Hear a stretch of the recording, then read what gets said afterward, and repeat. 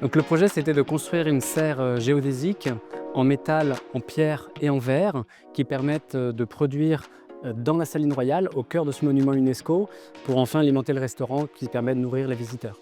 On a pris le parti de faire ce modèle particulier qui n'est pas hémisphérique, qui a une sorte de forme de yourte comme ça, parce que c'est une répétition de losange dont chaque segment en fait est de la même taille. Et la saline, il y a tout un imaginaire du sel, des cristaux, et on s'est dit que ça pouvait être aussi une sorte de théâtre végétal qui rentre en dialogue le plus possible avec la situation dans un haut lieu de patrimoine et aussi avec le jardin dans lequel on est venu s'implanter. La difficulté numéro un, ça a été ce qu'a construit l'architecte, c'est-à-dire c'est une structure qui est enveloppante, genre un peu comme une pomme de pin.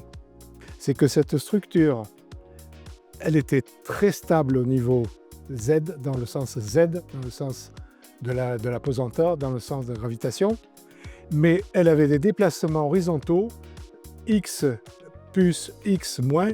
Ça, c'est parce que la structure, elle est faite de trapèze. Le trapèze est une structure déformable. Et il a fallu trouver un système pour la stabiliser à un moment donné de sa géométrie. On a cherché avec ce projet à réduire au maximum l'empreinte environnementale de ce projet, où notre métallier qui est permanent dans l'équipe a vraiment découpé la totalité de l'ossature métal, du squelette de métal qui est vraiment l'objet principal de la serre, mais également tout l'assemblage métal, toutes les soudures ont été faites sur place et c'est vraiment le cœur du projet. Et en fait, j'ai aussi eu la chance d'avoir un accompagnement par ArcelorMittal et puis Métalloform qui nous ont soutenus et qui ont adhéré aux valeurs de ce projet.